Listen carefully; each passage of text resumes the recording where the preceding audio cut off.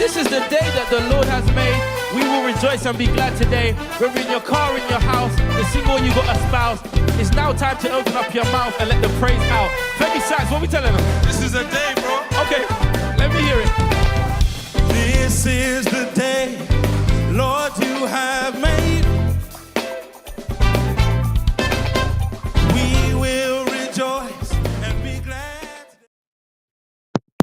Good morning, everybody. Good morning. Happy Friday morning to you.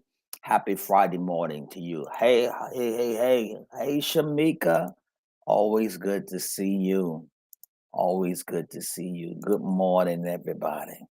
Good morning. I see you, Shamika, in the chat. So good to see you. Monica, it's good to see you. Thank you for joining. Hi, Toya. Yeah, I'm thankful the saints coming in here. Good morning, Tamu. Let me say good morning to the saints. The saints is rolling up in here today. Siobhan, good morning to you. Good morning. Good morning. Yeah, good morning to you. Good morning. As the saints are coming, I'm gonna give them a second or two to jump in here.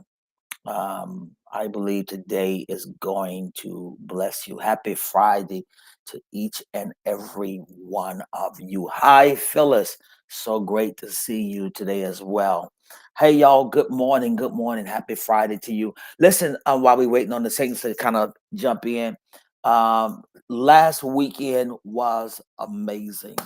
I'm so grateful for each and every one of you all that were in attendance in the building on last Friday. Good morning, Devante.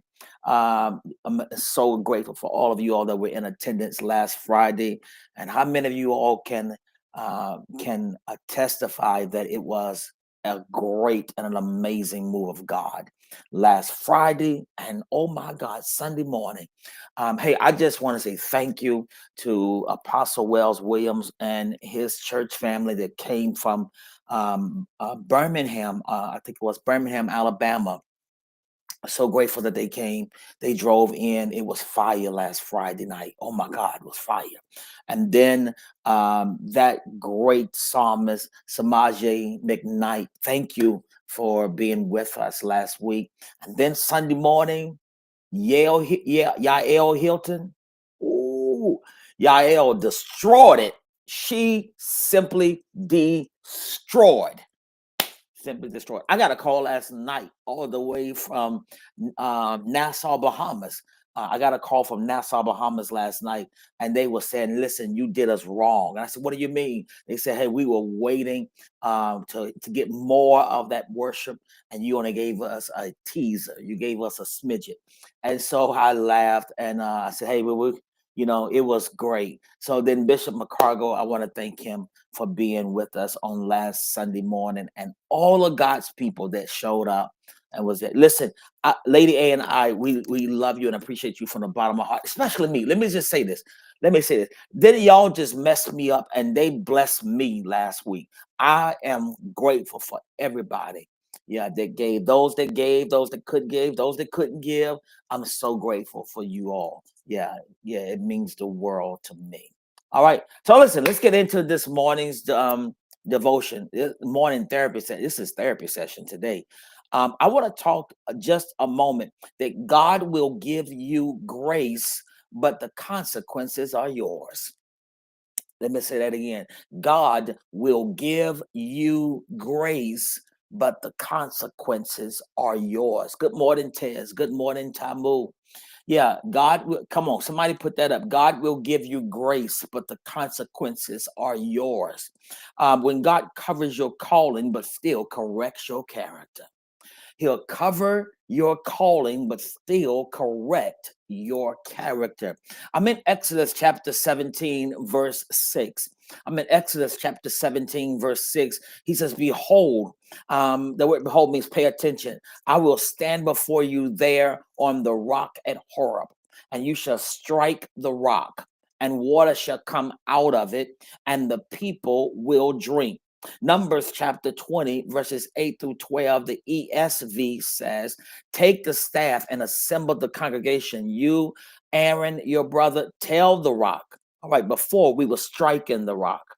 This time, tell the rock, Tell the rock before their eyes to yield its water. So you shall bring water out of the rock for them and give drink to the congregation and their cattle. Moses lifted up his hand and struck the rock. That ain't what he told you, Moses. He told you to speak to it. He struck the rock with his staff twice, and water came out abundantly. And the congregation drank and their livestock. And the Lord said to Moses and Aaron, because you did not believe in me to uphold as holy in the eyes of the people of Israel, therefore you shall not bring this assembly into the land that I have given them. I want to talk to you about that, is that God will give you grace, but the consequences are yours. It is when he'll cover your calling, but still correct your character. Yeah.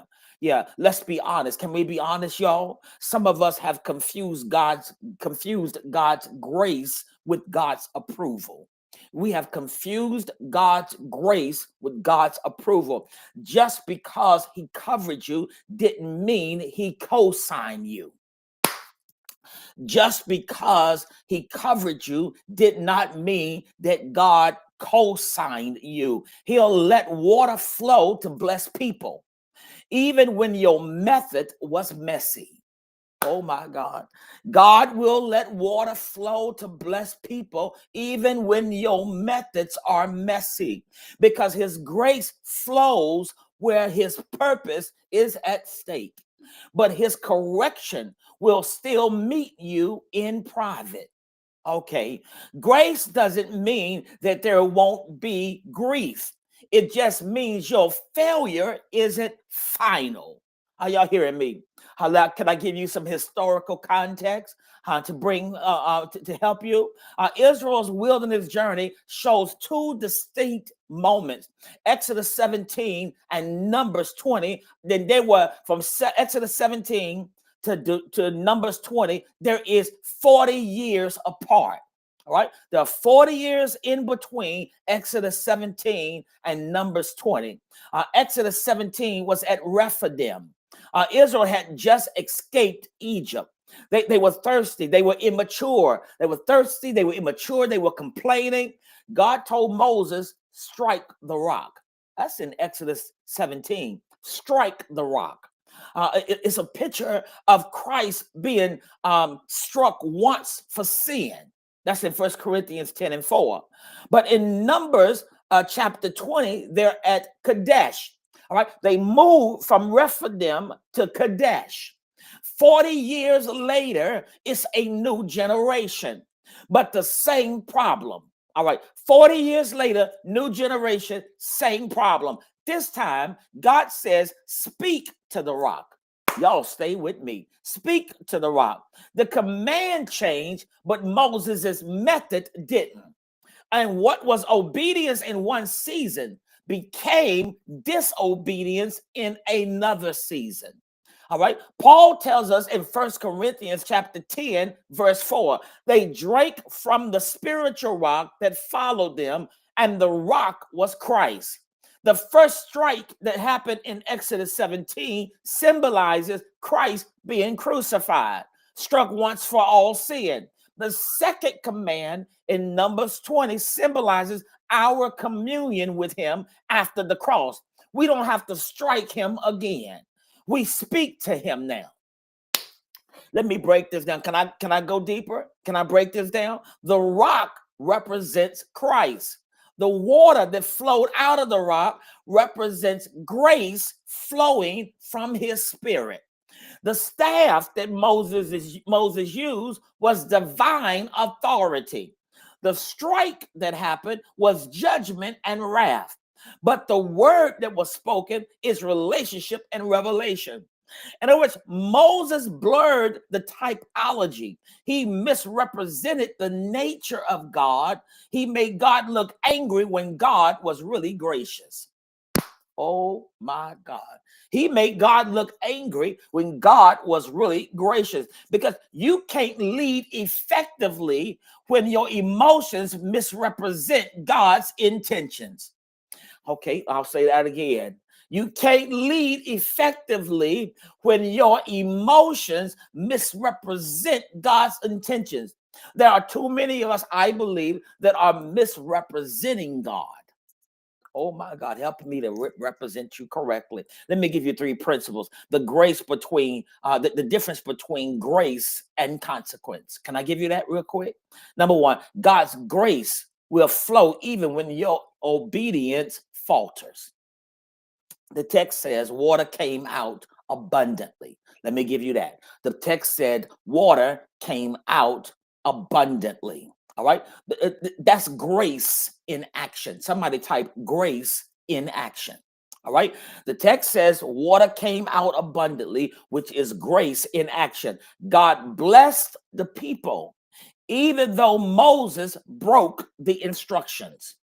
All right, here's the principle. God's grace for them doesn't cancel his correction for you.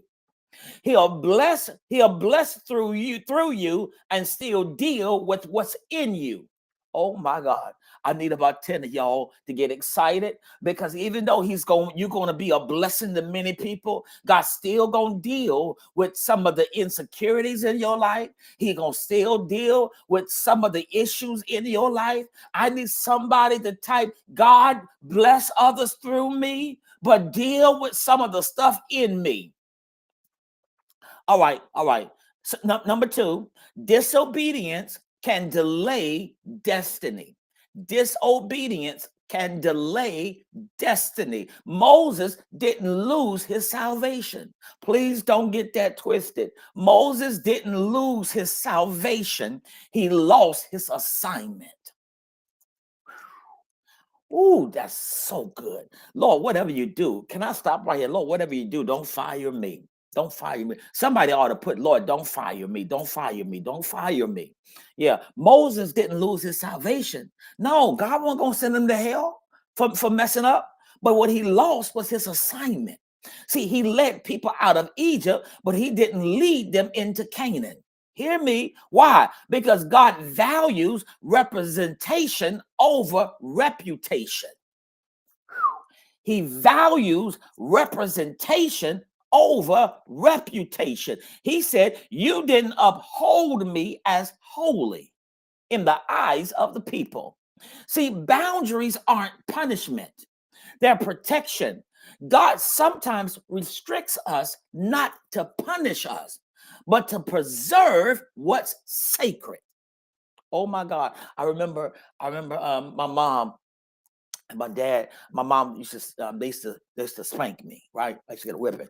Spanking was like a little pop, but I used to get a whipping. And my mom would say, this gonna hurt me as much as it hurts you, because it's gonna hurt me to give it to you, but it's necessary to get some things out of you. Oh my God. If God never corrects you, then I heard somebody say this one time. They said the reason some people at a different level corrects you is because they're concerned about you. If nobody ever corrects you, they don't like you. Y'all not talking to me. If nobody ever tells you, you're wrong for that. Y'all quiet. Talk to me. If nobody ever tells you stop doing that, don't do it this way, then they don't care about you. Because anybody that cares about you cares enough to correct you, especially when you know they're coming from a pure place. Wow. I can handle constructive criticism, right?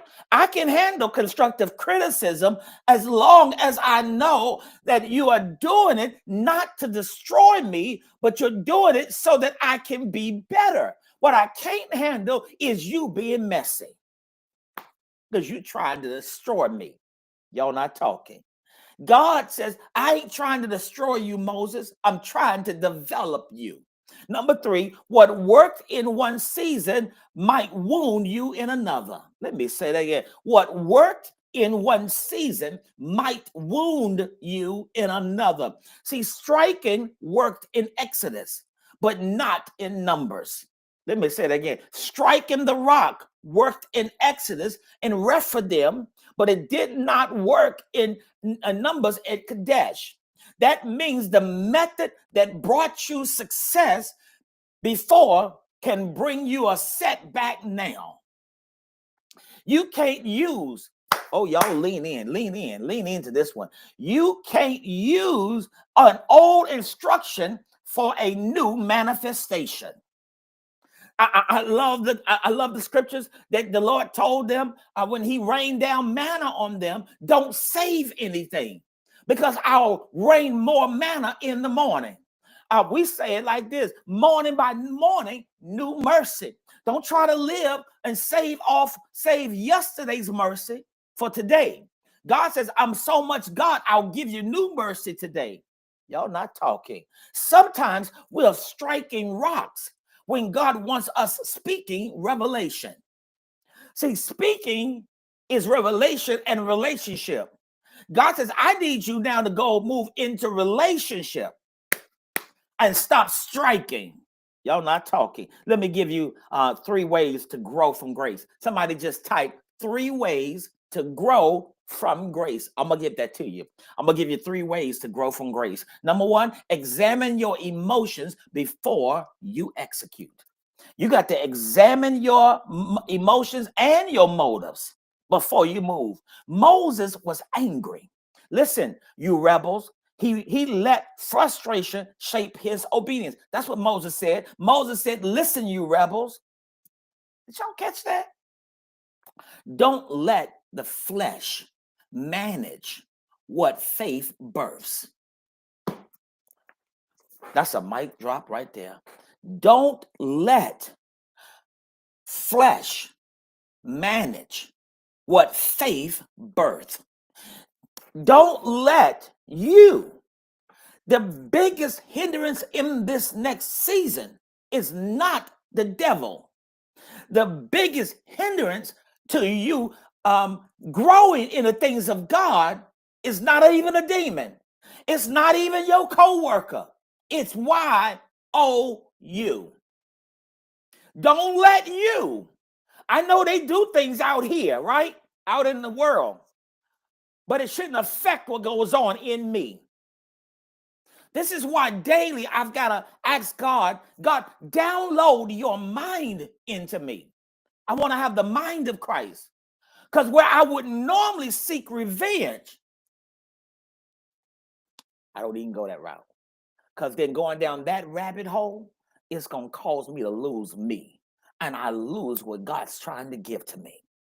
So I can't let me destroy what God's trying to do in me. Number 2, don't mistake public results for private approval. Do not mistake public results for private approval. See, water flowed out of the rock, but Moses still failed because public success can hide private disobedience if you're not careful. You know what God told you, but because God just said, you know what? All right, I'm going to give you, I'm going to still bless the people, but I still got to correct some stuff in you. Wow. Number 3, learn the rhythm of new instructions. I hear people say, you know, in back in the day, God used to do it this way. God, yeah, that was striking. He used to strike the rock back there. We ain't striking back there now. We speaking over here. And if you try to do what the old church did in the striking, oh yeah, they had success. Yes, they had some results, but they ain't gonna get the results that they could have if they do it the way he's telling us to do it now. Because he may not be telling us to strike it. He might be telling us to speak to it. So you got to learn the rhythm of new instructions. And in this season, God isn't asking for noise. He's asking for nuances. He's saying, speak to it, don't strike it. And some of us are striking marriages. We're striking ministries. We're striking opportunities. We're striking relationships. We're striking things that God told us to speak life into. Yeah. You're striking your career. Speak life. Somebody just type, I must speak life, and stop striking things. This is what I hear the Lord saying, right? I hear the Lord saying this next move for you will require precision, not just passion. Oh my God. God says, I'm calling you into a season where your obedience must mature beyond your emotions. Who's receiving this today? See, grace kept you when you didn't get it right. But now God says, I'm requiring you to grow. Right? Because God says you can't lead at the next level. You cannot lead at the next level with yesterday's methods. Oh my God. If you are speak instead of striking the rock, God says, I'll release water from dry places. Who am I talking to? Who am I talking to? Who's receiving this today? If you're receiving this, just type, I receive, I receive. Moses' story reminds us God's mercy covers the moment, but wisdom covers the future. Let me say that again. Mercy covers the moment. Wisdom covers the future. So today, if you feel like you have failed, how many of you felt like you have failed in seasons past? Then I need you to lean in and hear this today. God's not done with you, but he's calling you to maturity. Because grace isn't a license to repeat cycles. Let me say this again. Grace isn't a license to repeat cycles. It's the invitation to renew your mind. You're going to have to RSVP to this next season. Somebody ought to just type RSVP. I'm choosing to RSVP, which means I'm in agreement and I'm going where God told me I can go. That means I must leave an old me behind, an old method behind. Come on, everybody that's going to go where God tells you to go, do what God's telling you to do. That's going to do it the way he's telling you to do it. You're going to have to put RSVP, which means I am going to be in attendance. I'm not going to let me destroy me or make me miss out on what he wants. This ain't about nobody else. This is about me. I don't want to miss my calling. Come on, RSVP. I don't want to miss my opportunities in God. RSVP. I don't want to miss anything he's trying to download.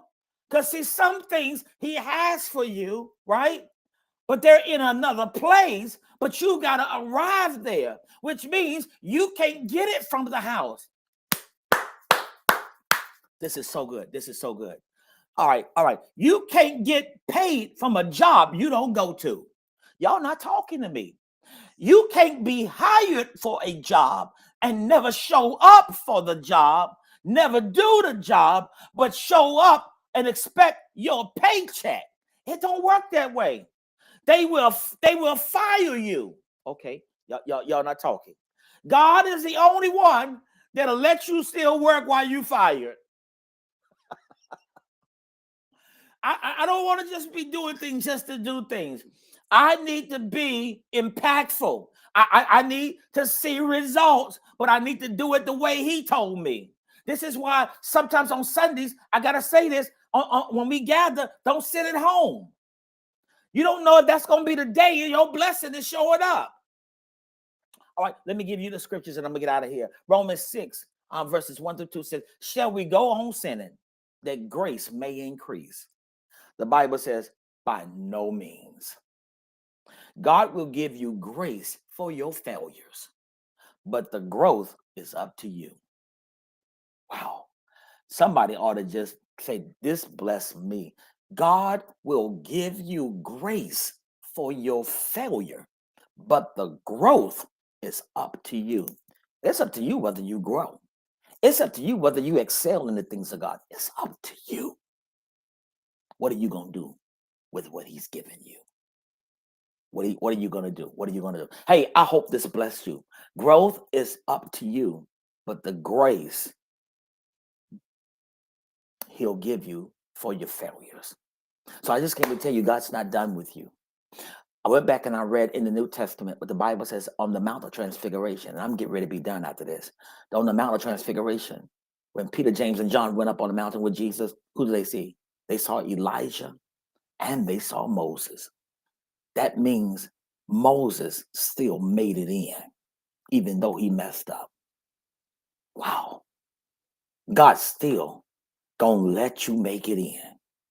But wouldn't you like to go through this life and have some of the pleasures and the things God was trying to give to you, the blessings he wanted you to have, the breakthroughs he said you can have? I know we're gonna be in the sweet by and by. We're gonna be with him and we're gonna make it in, right? We believe and confess with our mouth that God raised Jesus from the dead. The Bible says we are saved. But I want to be able to have him trust me in this life. Trust me in this life. Hey, all right. I hope this blessed you. I can't wait to see you this coming Sunday morning at 10 a.m. At 10 a.m. What an amazing time we are going to have. Listen, if this word blessed you, I need you to sow a seed right there. You see right there at the bottom of the screen, Adams 390. Listen, I need you all, as many of you all that will sow a seed today. Listen, I need you to sow a $20 seed today. Would you sow a $20 seed today? Huh?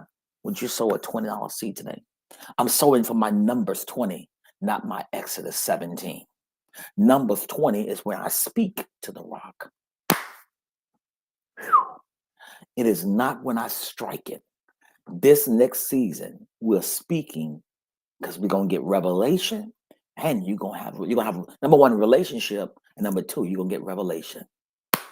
Wow, wow, wow. I'm sowing. Maybe you didn't have 20, but sow something.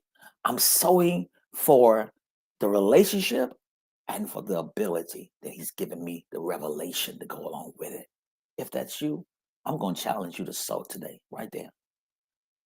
Sow at the Cash App, Adams, ADAMS 390. Listen, I hope this word has blessed you. I can't wait to see you at Connect Church Raleigh this coming Sunday morning, 10 a.m. Don't be late. Oh my God, our praise and worship is going to be amazing. And then yours truly will bring the word. Listen, we are laying hands. We're setting forth some people this Sunday. We're laying hands on some deacons, some ministers, intercessors. Listen, y'all, God's causing Connect Church Raleigh to expand and grow. Why don't you pray about being a part?